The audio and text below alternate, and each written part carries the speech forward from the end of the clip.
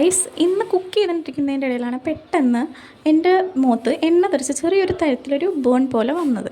അപ്പം ഞാൻ ഓർത്ത് ഇന്ന് അതിനെക്കുറിച്ചൊന്ന് പറയാമെന്ന് ഓർത്ത്. കാരണം കുറേ പേർക്ക് പെട്ടെന്നൊരു പൊള്ളലേറ്റ് എന്ത് ചെയ്യണമെന്ന് അറിയാത്തവരുണ്ടാവുമായിരിക്കും. അപ്പോൾ എനിക്കറിയാവുന്ന കാര്യം ഞാൻ പറയാം. സംഭവം എന്താണെന്ന് വെച്ച് കഴിഞ്ഞാൽ നമ്മൾ പൊള്ളലേറ്റ ഭാഗം, അതായത് ചെറുത് വലുതാവട്ടെ, കയ്യിലോ കാലിലോ മുഖത്തോ എവിടെയായിരുന്നാലും ആ പൊള്ളലേറ്റ ഭാഗം നമ്മളൊരു 10-15 മിനിറ്റ്, ഒരു 20 മിനിറ്റ് ആയാൽ പോലും നമ്മൾ കഴുകുക.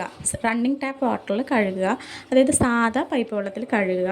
ഐസ് ക്യൂബോ ഭയങ്കര തണുത്ത വെള്ളമോ ഉപയോഗിച്ച് കഴുകാൻ പാടില്ല.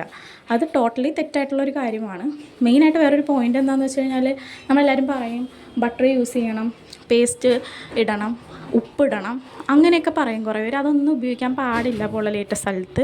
അത് വളരെ മിത്തായിട്ടുള്ളൊരു കാര്യമാണ്.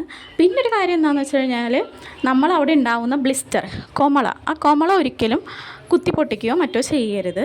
മെയിനായിട്ട് നല്ല രീതിക്ക് കൈ ഒരു 10-15 മിനിറ്റ് കഴുകുക. ഒരു തുണി, ലൂസായൊരു തുണി വെച്ച് അവിടെ കവർ ചെയ്യുക.